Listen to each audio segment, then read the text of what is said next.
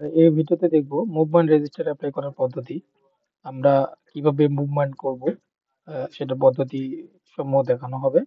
এখানে দেখবেন যে থ্রি ডট মেনুতে এখানে ক্লিক করবেন। ক্লিক করার পরে দেখবেন যে মুভমেন্ট রেজিস্টার। এই মুভমেন্ট রেজিস্টারে ক্লিক করবেন।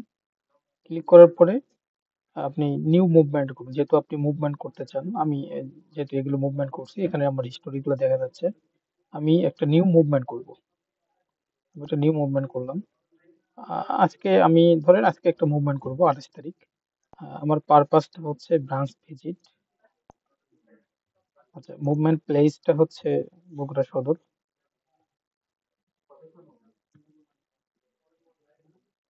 বগুড়া সদর, বগুড়া। আমার মুভমেন্ট টাইম এখন যেহেতু 5টা বাজে, আমি এখনই বের হবো। তারপর হচ্ছে আমার ফেরার সময় হচ্ছে 1 ঘন্টা 60 মিনিট অ্যাকচুয়াল টাইম, এবং রিমার্কস আমি কি কারণে মুভমেন্টটা করছি এটার একটা রিমার্কস এখানে অ্যাড করবেন। আমি যেহেতু টেস্ট পারপাস করছি, তো এখানে আমি টেস্ট লিখে দিলাম। দেওয়ার পর এখানে আপনারা সাবমিটে ক্লিক করবেন। এখানে সাবমিটে ক্লিক করবেন। সাবমিটে ক্লিক করবেন। দেখুন সাবমিটে ক্লিক করার পরে আপনার একদম নিচে 28 জানুয়ারি 2025 আমি ব্রাঞ্চ ভিজিটে যাব, বগুড়া সদর, বগুড়া।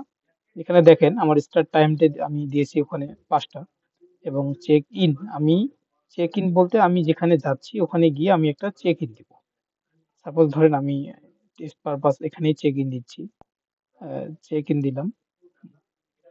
আমি চেক ইন দিয়েছি। এখন আমার এটা এখন আমার চেক ইন করার পরে আমার ওখানে কাজ শেষ। কাজ শেষ করার পরে আমি ওখান থেকে চেক আউট দিলাম। চেক আউট দেওয়া শেষ, এবং আমি যেখান থেকে গেছি এখানে আবার রিটার্ন আসি। তাহলে আমি এখানে রিটার্ন দিব।